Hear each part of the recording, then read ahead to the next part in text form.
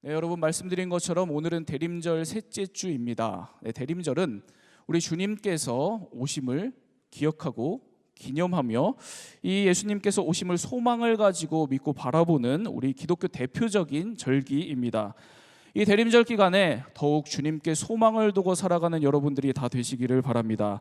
특별히 오늘날처럼, 오늘 우리 시대처럼 이 위기의 상황 가운데 풀리지 않는 삶의 어려움들이 계속되는 가운데 더욱더 주님께 소망을 두고 살아가는 저와 여러분들이 다 되기를 바랍니다. 이 위기 상황 가운데 우리가 지금 부딪히고 있는, 맞이하고 있는 이 위기 상황 가운데 우리가 어떻게 살아야 될까? 제가 이걸 생각을 하다가 오늘 좀 이 말씀을 나눠야 되겠다라고 해서 선택한 말씀, 생각난 말씀이 바로 미가서입니다. 여러분, 미가서요. 미가서는 성경에 있는 예언서들 중에 불과 7장으로밖에 되어 있지 않은 아주 작은 책입니다. 하나님께서 이 미가서를 보면 이 남유다의 민족들에게 이 미가라는 선지자를 통해서 하나님의 말씀을 선포하는 그 내용으로 되어 있습니다. 당시에 이 남유다 이 족속들이, 남유다 백성들이 어떤 상황이었길래 하나님께서 이 선지자까지 보내면서 하나님께서 말씀을 전하고자 하시는가? 이 상황을 좀 먼저 말씀을 드리면 이 상황이 미가서 1장 1절에 나옵니다. 우리 미가 1장 1절 말씀을 함께 읽겠습니다. 시작. 유다의 왕들 요담과 아하스와 히스기야 시대에 모레셋 사람 미가에게 임한 여호와의 말씀 곧 사마리아와 예루살렘에 관한 묵시라. 이때가 요담, 아하스, 히스기야 시대라고 말씀을 기록을 하고 있습니다. 이 시대에 모레셋 사람 미가에게 하나님의 말씀이 임했다 이렇게 기록을 하고 있어요. 그래서 이 왕들의 때가 이 열거한 요담, 아하스, 히스기야 이 왕들의 시대가 어떤 시대냐면 이 고대 근동 지역에, 이 당시의 고대 근동 지역에 아수르라고 하는 거대한 제국이 등장해서 고대 근동의 모든 국가들을 힘으로, 폭력으로 기세등등하게 정복하던 그런 때였습니다. 그러다가 이 히스기야 시대에는 남유다를 이 턱 밑까지 쳐들어와서 예루살렘 성전을 꽁꽁 에워싸기까지 합니다. 여러분, 이런 시기였다는 겁니다. 이런 시기요. 나라가 언제라도 곧 멸망할 것 같은 그런 시기였다는 겁니다. 이게 미가서의 상황이었다는 거예요. 다시 말하면 하나님의 사람들이 처한 위기의 시대, 재앙과 멸망과 실패가 턱 밑까지 쳐들어온 시대, 이런 위기가 하나님의 사람들을 지배하고 모든 사람들을 지배했었던 바로 이런 시대에 어떻게 살 것인가? 어떻게 살아야 되는가? 바로 이게 미가서가 우리에게 던지는 주제입니다. 여러분, 이게 오늘날 우리를 향한 말씀이 되지 않겠습니까? 저와 여러분들을 향한 말씀이요. 이 위기의 시대에 어떻게 살 것인가?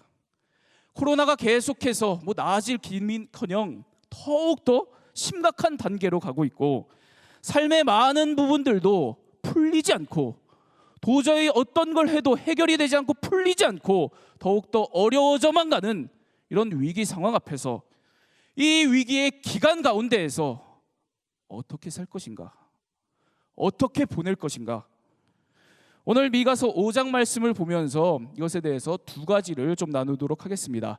오늘 말씀 미가서 5장 2절에서 4절 말씀을 함께 보겠습니다. 함께 읽겠습니다. 시작.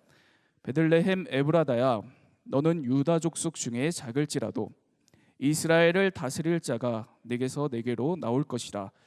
그의 근본은 상고에 영혼에 있느니라.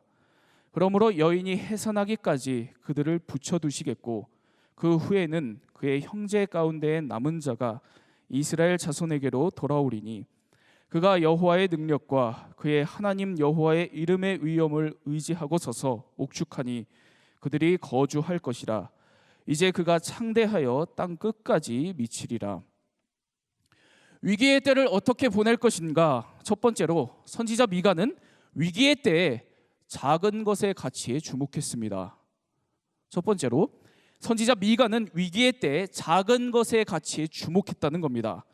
2절 말씀에 선지자 미가가 이렇게 선포하는 내용을 우리가 볼 수 있었습니다. 베들레헴 에브라다야, 너는 유다 족속 중에 작을지라도.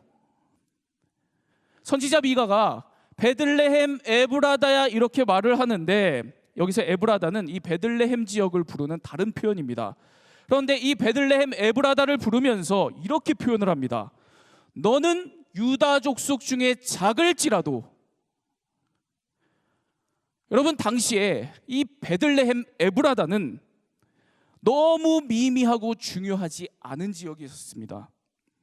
그래서 이 유다 지파를, 남유다 지파를 구성하는 이 모든 마음, 모든 성읍 중에 그 중에 하나라고 부르기에도 이게 애매한, 너무 미미하고 변변치 않은 부족한 동네였던 겁니다.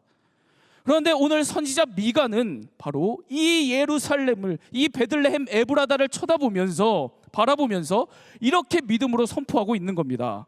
너는 작을지라도. 작은 너에게서 이스라엘 전체를 다스릴 왕이 나올 것이다. 유다 족속 중에 들기에도 너무 작고 미미한 성읍이 바로 너지만, 바로 이곳에서 이스라엘 전체를 다스릴 자가 나올 것이다. 바로 이것이 선지자 미가가 위기의 세상 가운데에서 세상을 바라보는 믿음의 눈이었습니다. 위기 속에서 작은 것에 주목하는 거였습니다. 위기 속에서 하나님께서 작은 것을 통해서 일하신다는 거였습니다. 그래서 작은 것에 가치가 있다는 거였습니다. 작은 것에 능력이 있다는 거였습니다.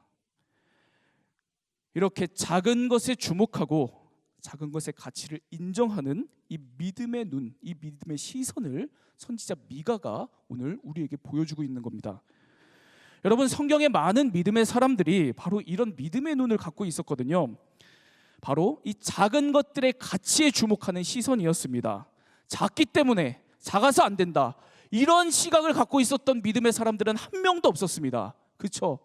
여러분들이 생각하는 모든 믿음의 사람들을 한번 떠올려 보세요. 여러분, 작기 때문에 어렵다, 내가 갖고 있지 않기 때문에 힘들다, 이런 생각을, 이런 태도를 갖고 있었던 사람은 없었다는 겁니다. 오히려 내가 작을지라도, 내가 작은 상황에 있을지라도, 내가 어려운 상황에 있을지라도, 그래도 이 작은 것을 통해서, 작은 나를 통해서 하나님께서 역사하신다.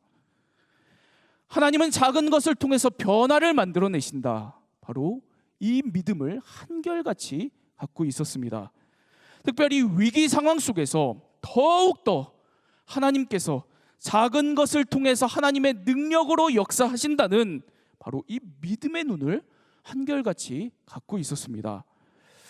여러분, 이렇게 이 위기 상황 속에서 더욱 작은 것들이 가치가 있다, 이건 뭐 좀 이렇게 납득이 안 되는 말일 수 있잖아요. 그렇죠? 위기 상황 속에서 뭐 대단한 일을 해서 좀 상황을 바꾸고 뭐 이래야 되지 않는가, 우리가 그렇게 생각을 할 수 있는데, 그런데 실제로 그렇지 않다는 주장들이 많이 있습니다.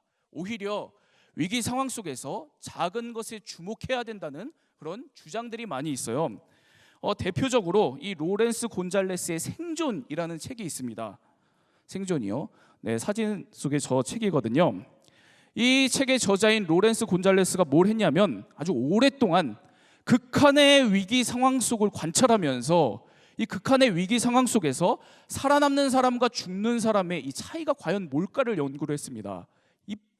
이 위기 상황 속에서 살아남는 사람들은 어떤 이유가 있는 걸까? 이 죽는 사람들은 무슨 이유가 있는 걸까?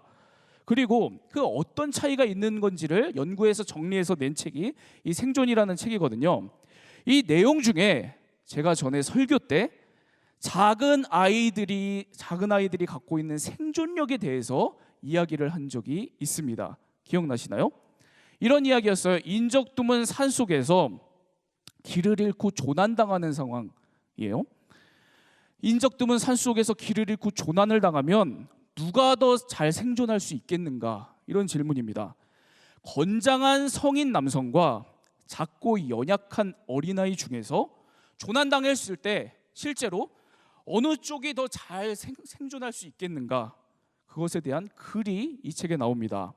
이 생존이라는 책을 보면 놀랍게도 통계상으로 조난 상황에서 건장한 성인 남성보다 작고 연약한 어린아이들이 더 잘 생존한다고 기록이 되어 있습니다. 이유가 이래요. 조난당했을 때 작은 아이들은 제일 먼저 상황을 있는 그대로 받아들인다는 거예요.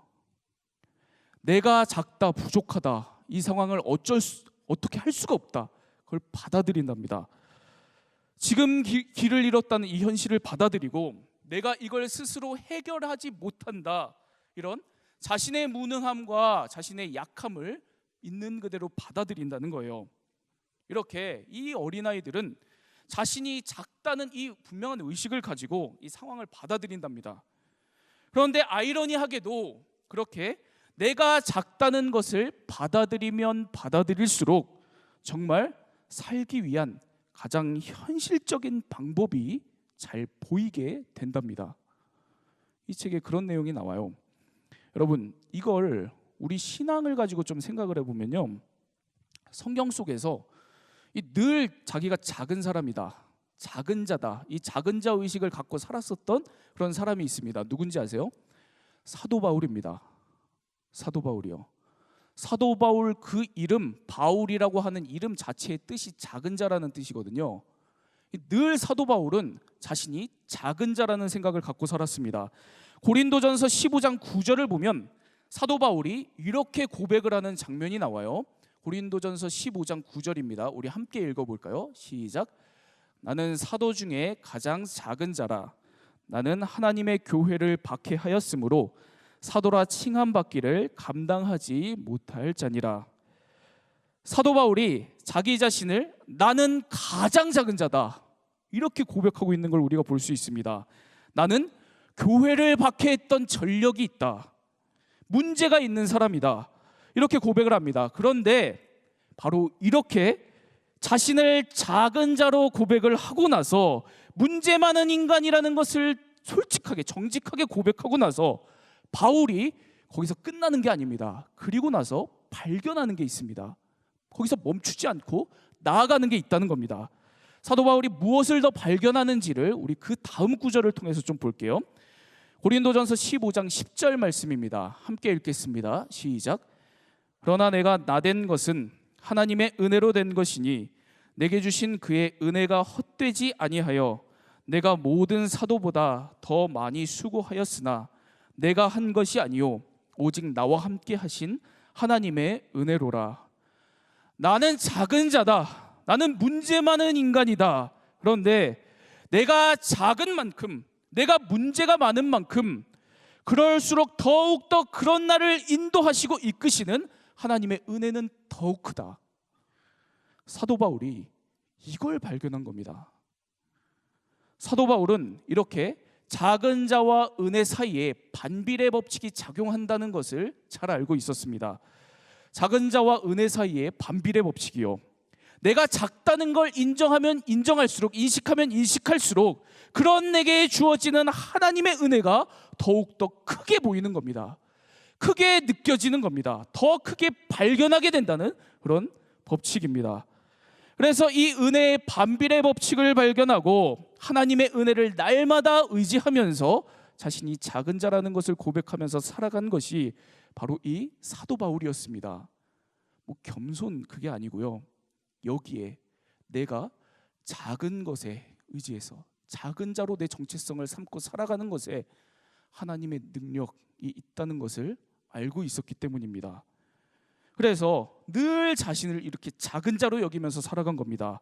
그런데 바로 이런 작은 자 사도 바울을 통해서 하나님의 능력이 날마다 반비례로 더욱더 나타난 것을 우리가 성경 말씀을 통해서 볼 수 있습니다.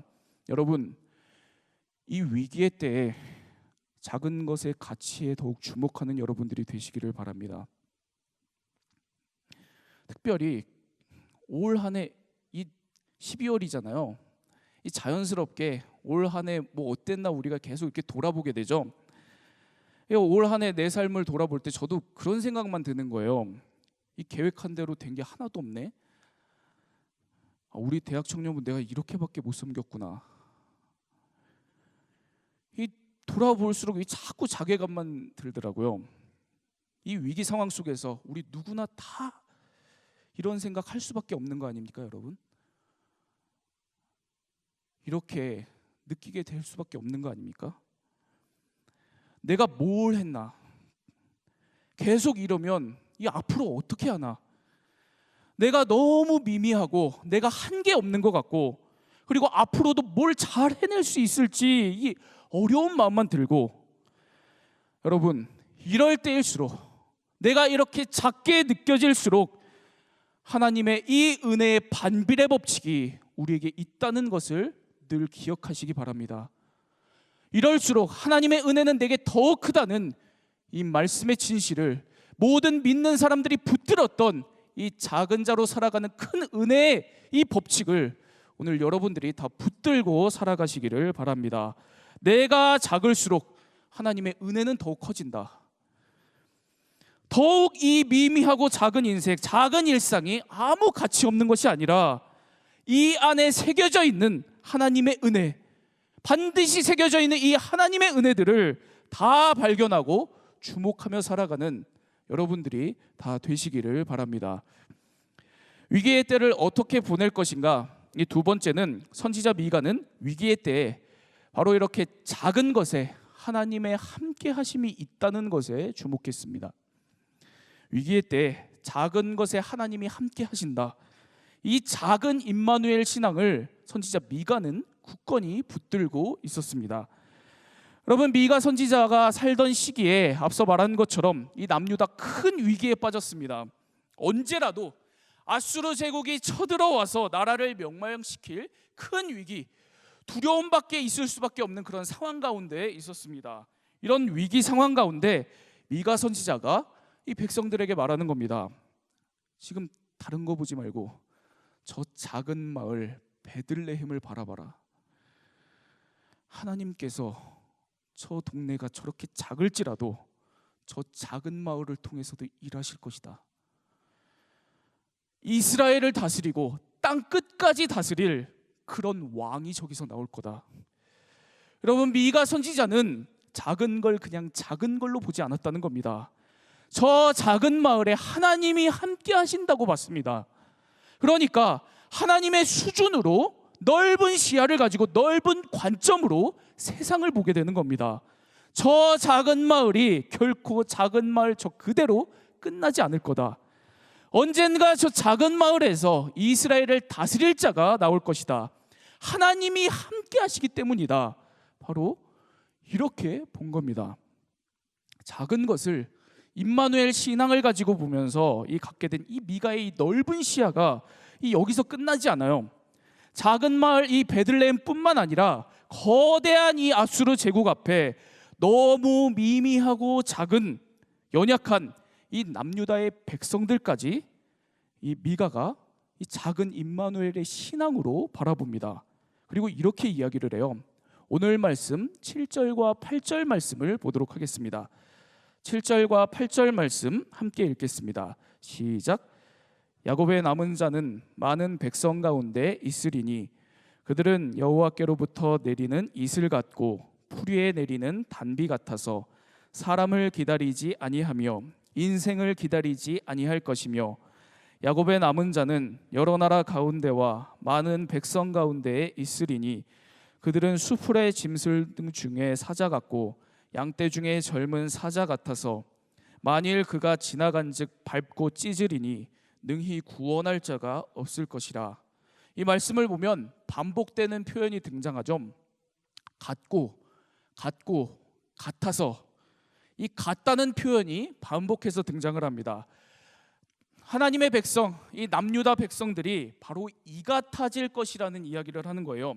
이슬 같을 것이다, 단비 같을 것이다, 젊은 사자와 같이 될 것이다. 이렇게 미가가 이야기를 합니다. 여러분, 지금 이 남유다의 이 남은 자들 백성들 위기 속에 빠져 있었습니다. 아무것도 없었습니다. 거대한 제국 앞에서 언제 이 꺼질지 모르는 이 풍전등화 같은 이 작고 미미한 족속이었습니다. 그런데 미가 선지자는 지금 바로 이 위기만 바라보지 않고 있었다는 겁니다. 지금 잠깐 빠져 있는 이 어려운 상황 때문에 일희일비하지 않고 있었다는 거예요. 오히려 상황을 낙관합니다. 지금 당장 현실은 이렇지만, 우리가 이렇게 작고 미미하지만 하나님께서 이런 우리와 이런 나와 함께하고 계시다. 결코 지금 이 위기 때문에 마음이 요동하거나 절망하지 않습니다.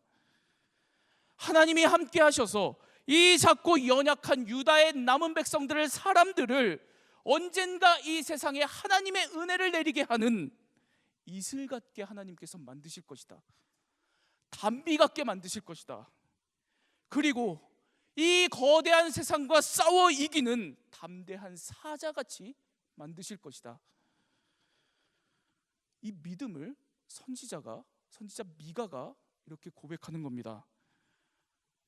임마누엘 신앙 때문입니다.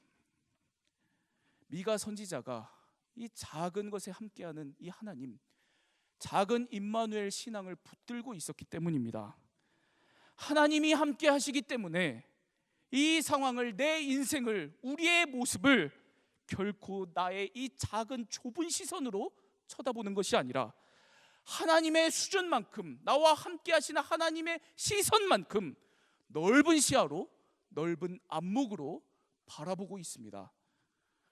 여러분, 바로 이와 같은 이 작은 임마누엘 신앙이 오늘 저와 여러분들에게 다 회복되기를 바랍니다. 위기 속에서 어떻게 살 것인가?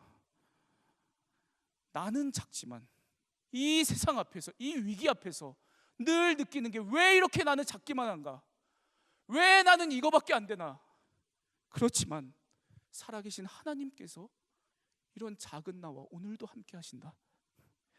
내 삶은 이렇게 안 풀리고 미미하지만, 세상이 위기 가운데 있지만, 오늘 내 작은 일상 가운데, 내 작은 생각과 행동 가운데 반드시 하나님께서 함께하고 계시다.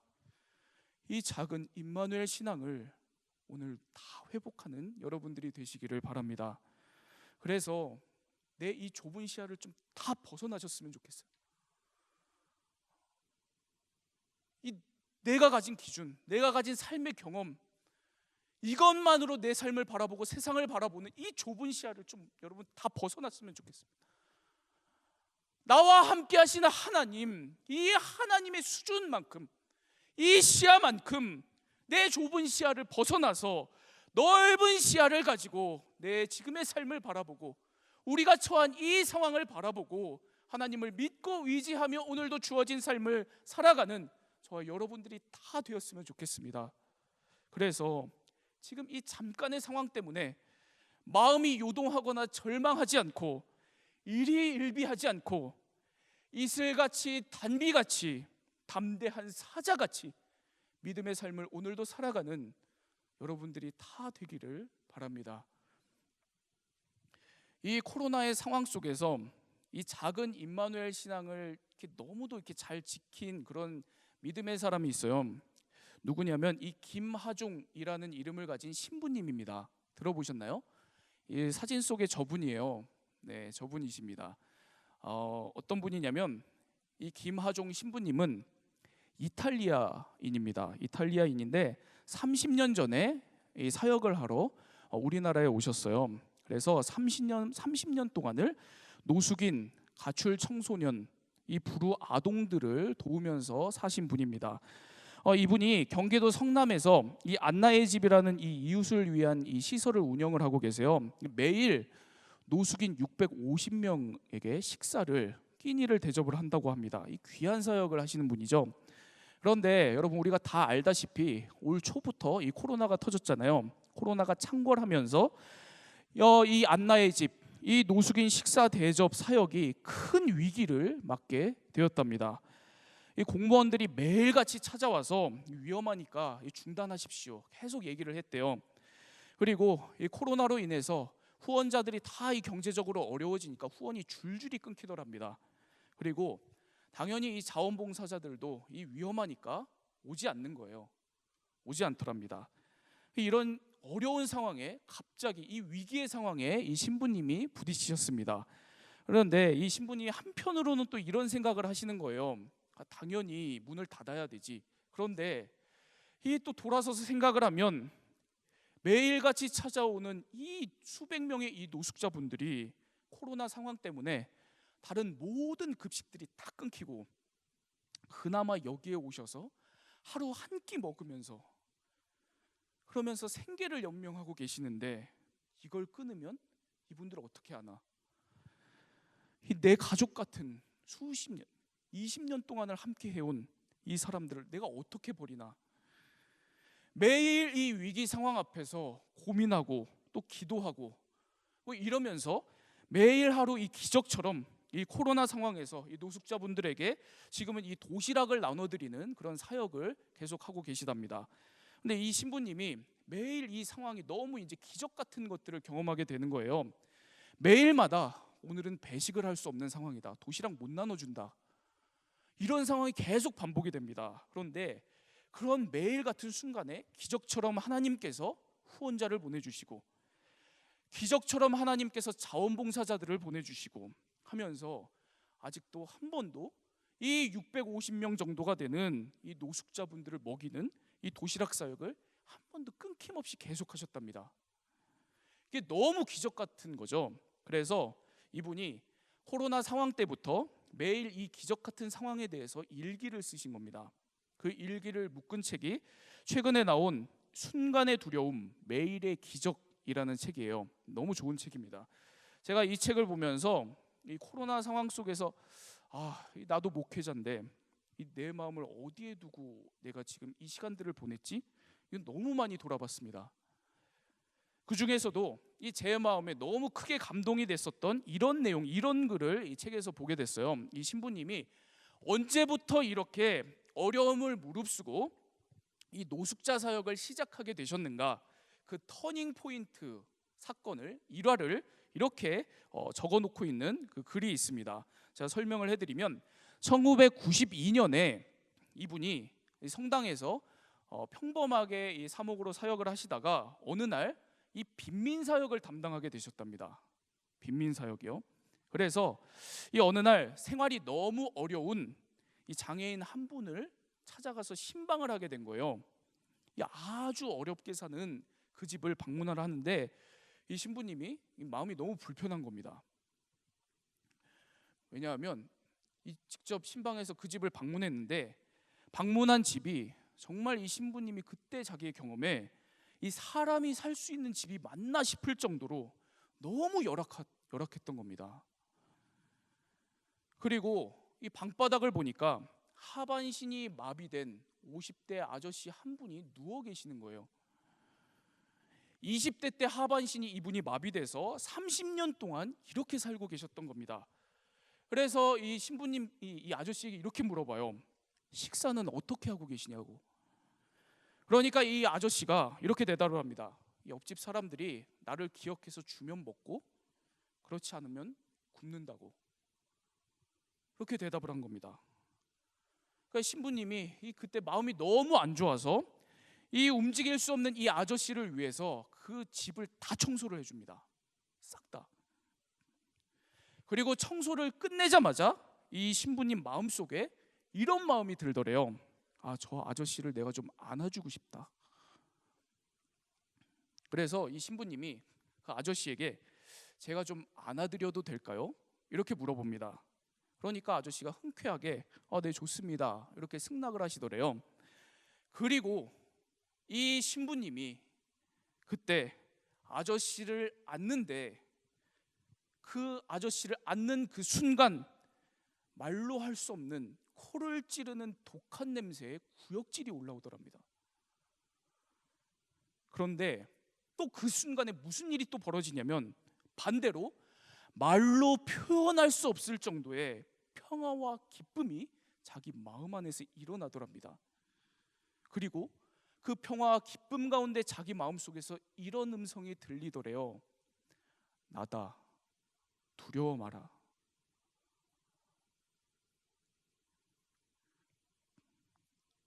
그 작은 자리에, 그 작은 인생에 하나님께서 함께 하신다는 그 음성을 듣게 되신 겁니다. 그때부터 이 김하중 신부님이 그 하나님의 작은 임마누엘을 그렇게 경험하고 나서 하나님의 수준을 갖게 돼요. 하나님만큼의 넓은 시야를 갖게 됩니다. 넓은 안목으로 세상을 바라보게 됩니다. 어떤 작은 인생도 결코 작지 않다. 어떤 상황도 작지 않다. 그러면서 어떤 순간에도 요동하거나 절망하지 않고 이슬처럼 단비처럼 담대한 사자처럼 빈민들을 섬기면서 불우한 이웃들을 섬기면서 살아오신 겁니다. 그리고 지금의 이 코로나로 인한 이 위기 상황 속에서도 매일같이 이 하나님의 기적을 경험하면서 살고 계시다고 합니다. 여러분, 오늘 여러분들의 마음속에, 오늘 우리의 삶에도 이 작은 임마누엘 신앙이 다 회복되기를 바랍니다. 나는 작지만 오늘 하나님께서 나와 함께 하신다. 내 삶은 이렇게 안 풀리고 미미하지만, 세상은 계속해서 어려움 가운데, 위기 가운데 있지만, 오늘 내 작은 일상 가운데, 내 작은 생각, 행동 모든 것에 나다. 그러니 두려워하지 마라. 바로 이와 같은 살아계신 하나님, 나와 함께 하시는 하나님의 음성을 들으면서 살아가는 여러분들이 다 되시기를 바랍니다. 그래서 지금의 이 잠깐의 상황 때문에 마음이 요동하거나 절망하지 않고 일희일비하지 않고 이슬처럼 단비처럼 담대한 사자같이 오늘도 믿음의 삶을 살아가는 여러분들 다 되기를 바랍니다.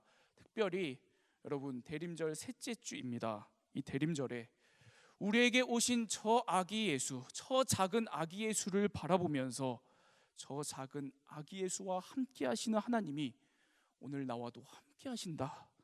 세상 모든 작은 생명들과 함께 하신다. 이 작은 임마누엘 신앙을 바라보고 회복하는 이 대림절 성탄의 기간 삼으시기를 바랍니다.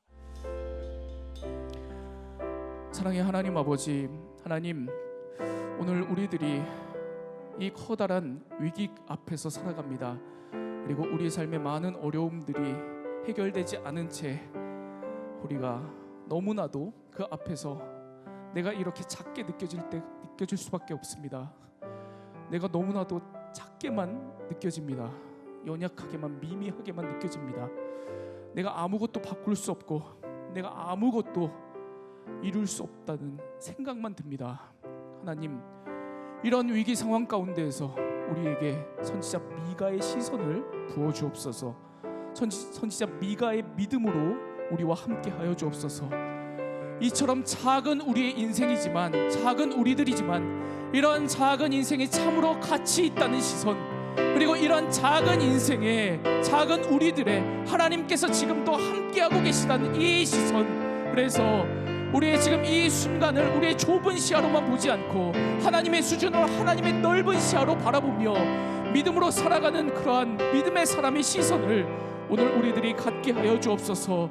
그리하여서 지금 잠깐 내 앞에 있는 이 상황 때문에 마음이 요동하거나 절망하지 않고 일희일비하지 않고 주님 붙들고 믿음으로 이겨나가는 그러한 믿음의 사람들이 될 수 있도록 주님 다 함께 하여 주옵소서. 이렇게 주님 붙드는 그런 믿음의 사람들 다 될 수 있도록 주님 역사하여 주옵소서. 하나님, 코로나로 인해서 참으로 어려운 상황이 계속되고 있습니다. 하나님, 이런 시기일수록 우리가 더욱더 우리 주변의 작은 사람들을 우리가 바라봅니다. 하나님, 이 겨울에, 이 추운 겨울에 코로나로 인해서 더욱더 어려워진 상황에 하나님, 우리 주변의 작은 사람들, 어려운 이웃들 하나님의 돌보심으로 주님 역사하여 주옵소서. 하나님께서 이들에게 도움의 손길들을 베풀어 주시고, 하나님, 이 코로나로 인해서 참으로 어려운 시기지만 하나님, 어떻게든 우리들에게 이들을 돌볼 수 있는 기회의 문들을 열어주셔서 하나님, 이들이 하나님의 손길을 경험하는 그러한 작은 사람들, 은혜의 사람들 될 수 있도록 주님 역사하여 주옵소서. 하나님, 그리하여서 하나님, 우리가 살아가는 이 세상이 이 위기로 넘어지는 것이 아니라 위기 속에서 더욱더 우리들이 더 조심하며 더 사랑하는 그러한 사랑의 공동체 될 수 있도록 우리 상당대학 청년부 가운데 충만하게 역사하여 주옵소서. 그렇게 우리 모두와 함께 하여 주시기를 기도합니다. 이제는 우리 주 예수 그리스도의 은혜와 하나님의 극진하신 사랑과 성령의 보호하심, 인도하심, 교통하심이 이 시간 작은 임마누엘 신앙을 회복하고 우리 주변에 작은 이웃들을 돌보며 살아가기로 결단한 이 대림절을 기다리는 우리 상당 대학 청년부 모든 지체들의 머리 위에, 삶 위에 이 시간 함께 예배를 드린 모든 이들의 머리 위에 삶 위에 이제로부터 영원토록 함께하여 주시기를 간절히 축원하옵나이다. 아멘.